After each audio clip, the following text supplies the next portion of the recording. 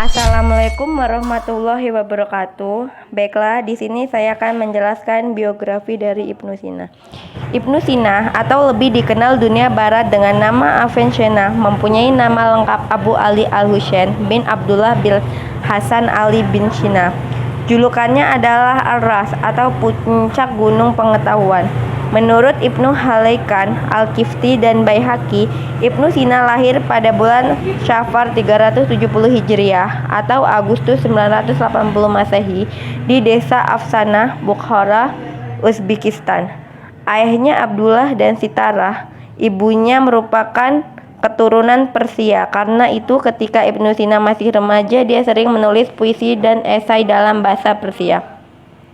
Keluarga Ibnu Sina bisa dikatakan keluarga yang mampu. Ayahnya diangkat menjadi gubernur di sebuah distrik di Bukhara ketika masa pemerintahan penguasa Samaniyah, Nuh II bin Mansur. Berangkat dari keluarga yang mampu, orang tua dari Ibnu Sina berusaha memberi anaknya pendidikan terbaik. Ayah Ibnu Sina merupakan seorang muslim dari sekte Ismaili atau Syiah. Rumahnya merupakan pusat aktivitas sarjana dan ulama masyhur pada masanya. Mereka banyak melakukan aktivitas diskusi membahas berbagai permasalahan. Dari diskusi-diskusi inilah Ibnu Sina memahami pengetahuan yang luas. Ibnu Sina memang telah memperlihatkan kecerdasan yang luar biasa sejak kecil. Selain mempunyai kemampuan analisa berpikir yang tajam, Ibnu Sina juga dikenal mempunyai daya ingat yang sangat kuat. Orang tua Ibnu Sina mulai memberikan pendidikan agama dan logika elementer sejak Ibnu Sina masih berusia 5 tahun. Pada usia 10 tahun, Ibnu Sina telah hafal Al-Quran. Dia juga belajar fikih dan ilmu-ilmu syariat. Tidak hanya mempelajari ilmu agama, setelah menguasai ilmu teologi, Ibnu Sina mulai terjun ke dunia filsafat hingga umur 16 tahun. Ibnu Sina juga berguru kepada Abu Abdullah An-Nakili dan belajar kitab Ishaq Huji dalam ilmu logika dan berbagai kegiatan Euclides dalam bidang matematika.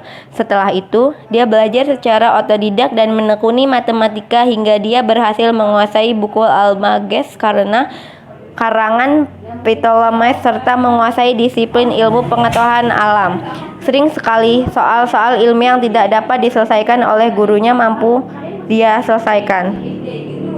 Semangat untuk belajar Ibnu Sina tidak berhenti di bidang teologi dan matematika saja, karena dia lalu mempelajari ilmu kedokteran kepada gurunya, Abu Mansur Al-Qomari, penulis kitab Al-Hayat wal Al-Maut, dan Abu Syahal Isa bin Yahya Al-Jurjani, penulis Ensiklopedia Kedokteran, Alkitab Al-Mi'ah fi Sinatih Tib. Ibnu Sina akhirnya menguasai ilmu kedokteran dalam waktu 1,5 tahun. Tidak dapat dipungkiri, Ibnu Sina merupakan pribadi yang bijaksana. Dia tidak membuang waktu masa mudanya untuk hal sia-sia. Dia selalu memanfaatkan waktu untuk belajar berbagai ilmu hingga dia menguasainya. Tidak mengherankan memasuki usia 16 tahun, Ibnu Sina telah menjadi pusat perhatian para dokter sejamannya.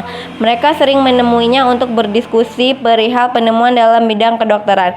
Pada usia yang sama, dia dapat menyembuhkan penyakit yang diderita Sultan Samaniyah, Nuh bin Mansur, sehingga dia diberi hak istimewa untuk menggunakan perpustakaan besar milik raja.